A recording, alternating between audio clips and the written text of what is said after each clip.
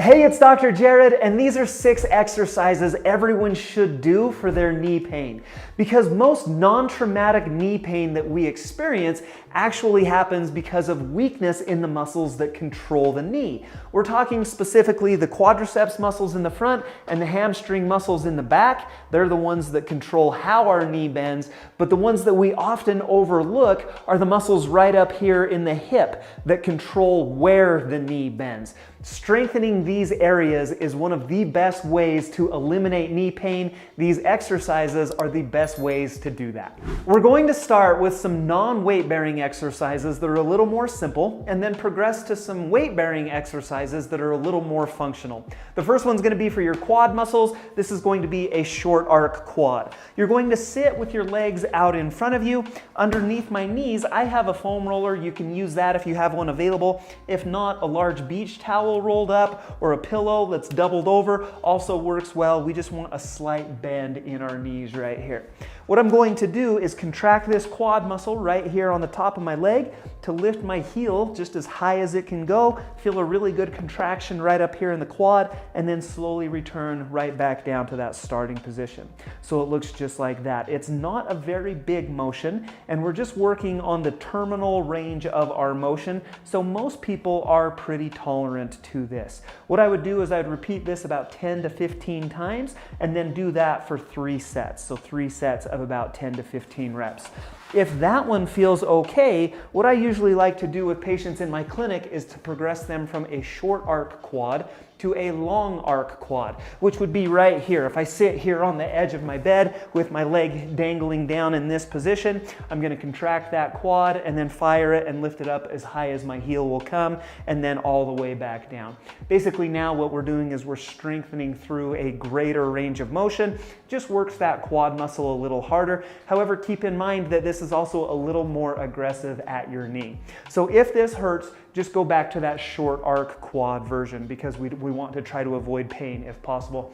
The numbers on this one would be the same, 3 sets of about 10 to 15 reps.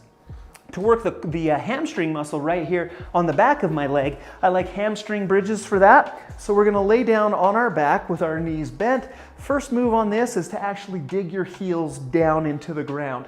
And what you should feel with that is those hamstring muscles activate and engage as you do that. So dig your heels, feel the hamstring turn on, and then lift your hips up towards the ceiling while trying to basically pull your heels up towards your backside. And so I dig my heels in, I'm gonna lift my hips, I'm going to try to pull my heels up, hold 1, 2, 3, and then right back down.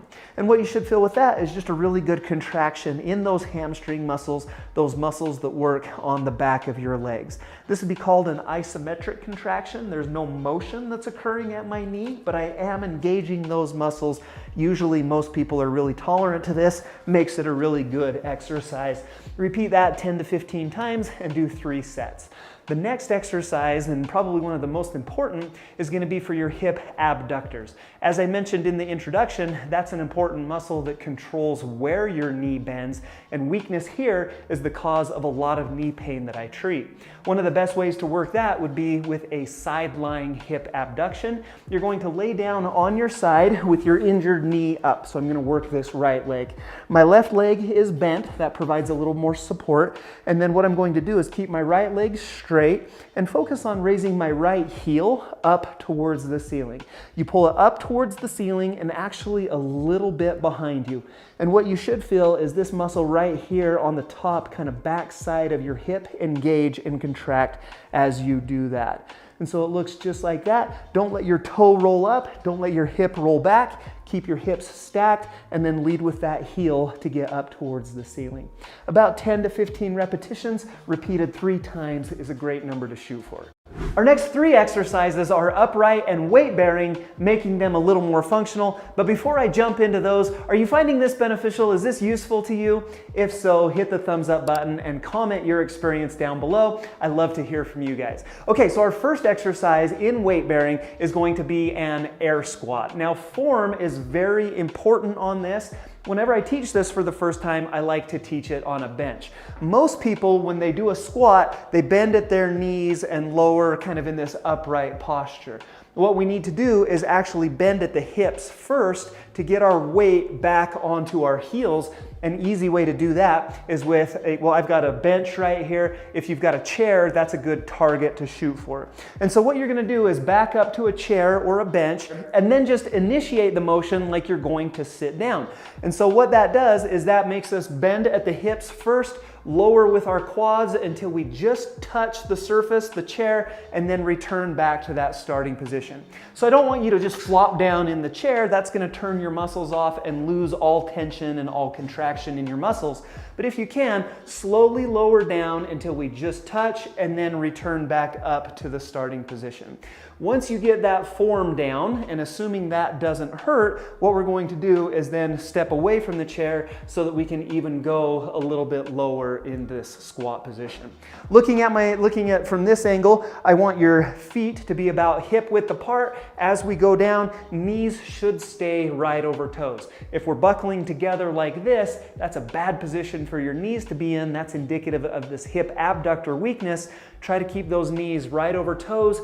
Go as low as pain and strength allow, and then return right back up to that starting position.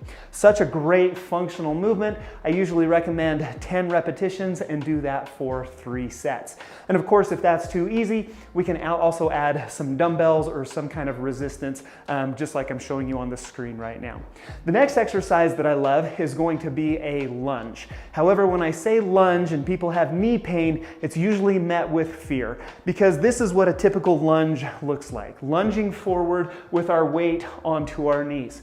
That is an aggressive exercise, especially if you have knee pain. Most people don't like that forward lunge very much.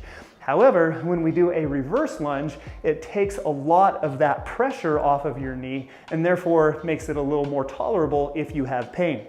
So a reverse lunge, what you're going to do is take a big step backwards. I'm standing on my left foot. I'm gonna take a big step backwards with my right and then bend my left knee just as low as, again, pain and strength allow me to go. If it's just a small motion, if it's just this little quarter lunge, then that's where we need to start. But if you can, ideally, we're gonna get down until the opposite knee just touches the ground, return to that upright position, and then I like to alternate these just to keep things even between legs. So it looks just like that. Once again, I want you to focus on keeping your knee directly over your toe. Don't let it buckle to the inside and don't let it go to the outside. We're relying a lot on hips to control that motion. And then we're also using the glutes and the hip extensors to pull ourselves up out of this while our quads are firing. Another just great exercise. 3 sets of 10 repetitions on both legs is the number that I like to shoot for. And then finally, the last exercise that I want to show you is going to be a single leg deadlift. This is really great for knee control, hip strength, just a great exercise overall. Once again, I'm going to stand on my left. With my right leg, I'm going to kick that behind me and raise it up as high as I can. Now, as my right leg raises higher, my torso bends forward. So what I'm trying to do is keep my lower back straight. Basically, my lower back and my right leg are gonna move as one solid unit and then return right back to that starting position. Once again, go as low as you can. If it's only right here, that's totally just fine. But our focus is you're gonna feel that in the quad as we have a soft bend in our knee. You're gonna feel it in the quad and then use the glute to pull and return yourself back to upright. One thing that I see on this one a lot is people, when they come up into this position and start to lower backwards, they'll let this hip fall down towards the floor and kind of get in this twisted position.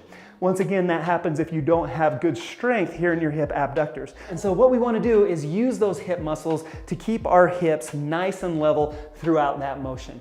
And what I typically recommend is 10 reps on the left, 10 reps on the right, and then repeat that 3 times. Now, if you're looking for more great help with your knee pain, check out this video right here from Tone and Tighten. For some reason, YouTube thinks you might like this one, so check that one out. Of course, if you haven't subscribed to my channel yet, hit the circle right here to do that. I'd love to see you back for future videos. Hope this helps, and I hope to see you again soon.